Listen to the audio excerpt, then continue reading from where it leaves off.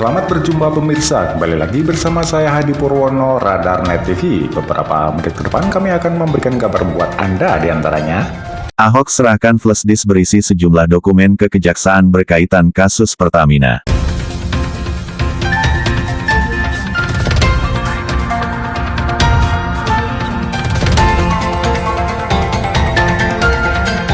Mantan Komisaris Utama PT Pertamina, Basuki Cahayapurnama alias Ahok, menyerahkan flash disk kepada penyidik Kejaksaan Agung saat diperiksa sebagai saksi dugaan korupsi tata kelola minyak mentah. Perangkat itu melengkapi jawabannya atas 14 pertanyaan yang diajukan penyidik dalam 10 jam pemeriksaan kemarin. Ahok mengatakan, isi flash disk tersebut berupa agenda rapat saat ia menjabat sebagai Komisaris Utama PT Pertamina beserta topik pembahasannya. Nanti beliau akan cek, jika kurang paham mungkin kami akan bantu jelaskan, ujar Ahok melalui pesan singkat, pada Jumat, tanggal 14 Maret tahun 2025. Untuk data lebih lanjut, Ahok mengatakan, penyidik akan meminta langsung kepada Pertamina. Ia tidak membeberkan berapa besaran dokumen yang ia serahkan, sehingga membutuhkan waktu lama saat pemeriksaan.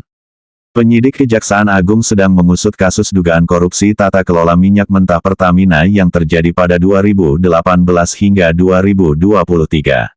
Sementara Ahok adalah Komisaris Utama PT Pertamina pada periode November tahun 2019 hingga Februari tahun 2024. Kejaksaan telah menetapkan sejumlah petinggi PT Pertamina Patraniaga, anak usaha dari Pertamina, dan pihak swasta. Namun, Kejaksaan juga telah memeriksa sejumlah orang dari holding Pertamina hingga Kementerian SDM selaku pengawas.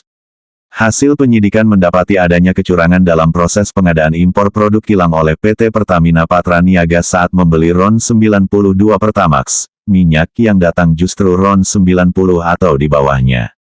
Penyidik juga menemukan kejanggalan dalam pengadaan impor minyak mentah dan produk kilang oleh PT International Shipping.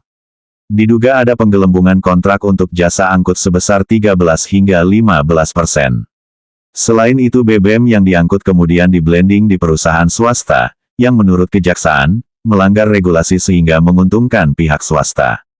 Modus-modus tersebut merupakan perkembangan dari penyidikan awal tentang temuan adanya kong-kali-kong antara subholding Pertamina dan perusahaan swasta untuk menghindari tawar-menawar dalam memenuhi kebutuhan minyak mentah dan produk kilang dalam negeri.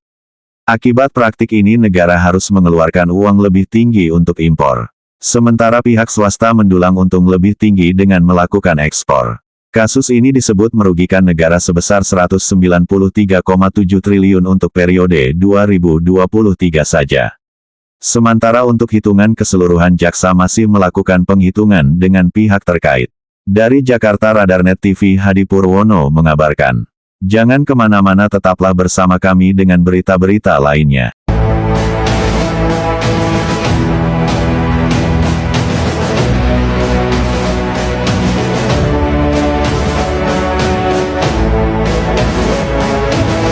Terima kasih sudah nonton. Jangan lupa like, subscribe, dan share ya.